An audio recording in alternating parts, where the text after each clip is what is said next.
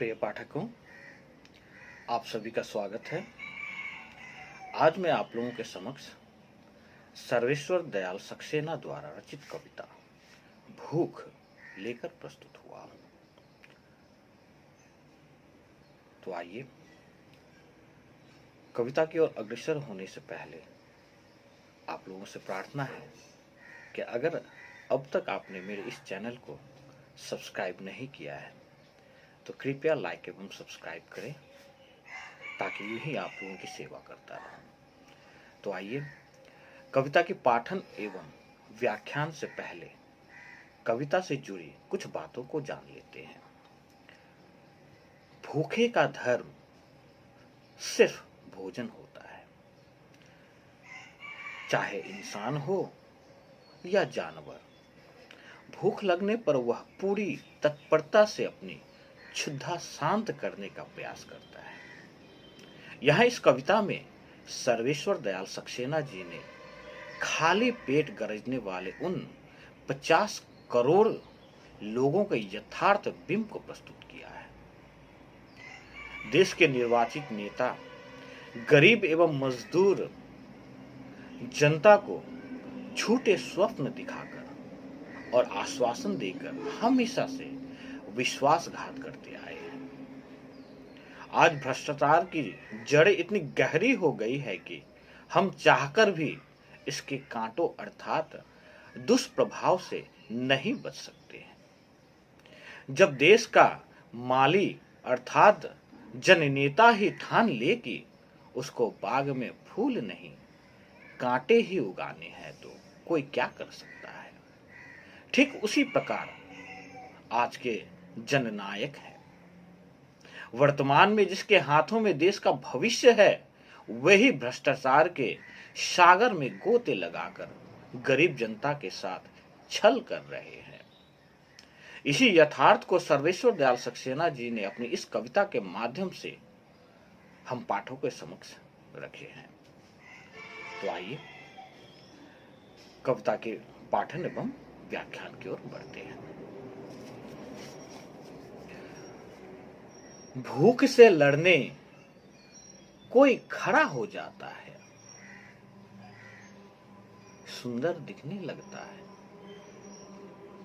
झपटता बाज फन उठाए सांप, दो पैरों पर खड़ी कांटों से नन्ही पत्तियां खाती बकरी।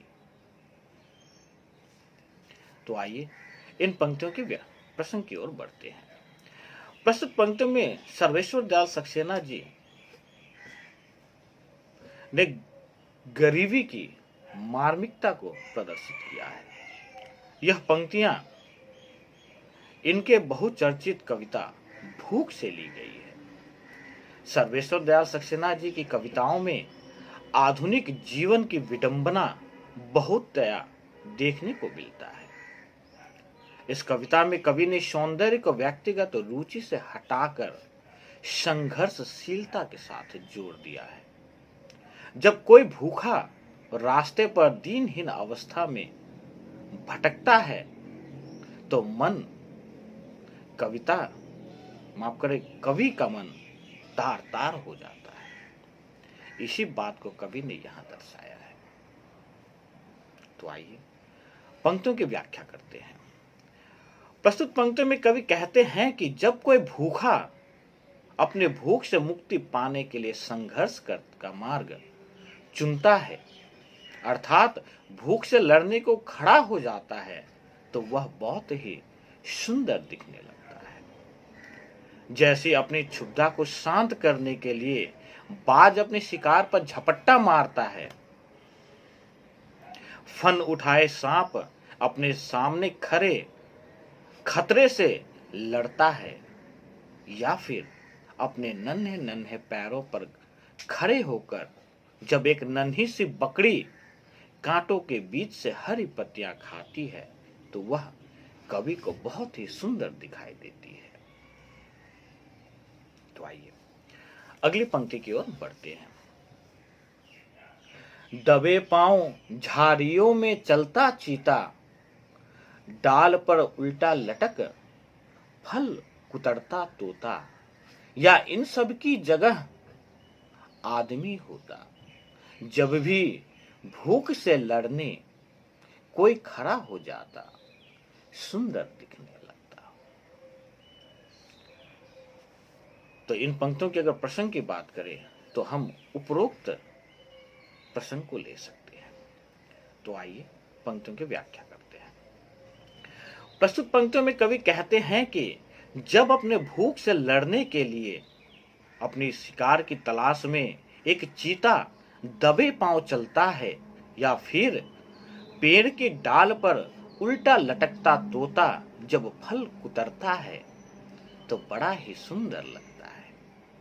फिर आगे कवि कहते हैं कि या फिर कोई आदमी भूख से लड़ने या उससे मुक्ति पाने के लिए हारने के स्थान पर संघर्ष का मार्ग चुनता है, तो वह भी बहुत ही सुंदर दिखाई पड़ता है। अर्थात जीवन में व्यक्ति द्वारा किया गया संघर्ष उसके सुंदरता को दर्शाता है, और यह कवि को बहुत ही सुंदर लगता है। इस प्रकार हम इस कविता में देख सकते हैं कि कवि ने कितनी ही मार्मिकता एवं सुंदरता के साथ भूख को चरितार्थ किए हैं। तो अंततः मैं यही कहना चाहूंगा कि कवि ने भूख की दशा को इस कविता में सुंदर कहा है, क्योंकि जब कोई अपने संघर्ष में जीवन में हार न मानकर मुसीबत से लड़ने की ठान लेते हैं, तो वह अपने जीवन में सफल होता है। इस प्रकार कवि ने इस कविता के माध्यम से ये प्रेरणा देते हैं कि अपने जीवन पथ पर चलने के लिए हर प्राणी को संघर्ष करते रहना है, तभी उसे सफलता मिलेगी। इस प्रकार मैं आशा करता हूं कि आज का मेरा यह व्याख्यान आप लोगों के लिए सार्थक सिद्ध हो, एवं आप लोगों से गुजारिश है कि मेरे इस चैनल को कृपया आप लोग लाइक एवं सब्सक्राइब करें। आज के लिए इतना ही। धन्यवाद।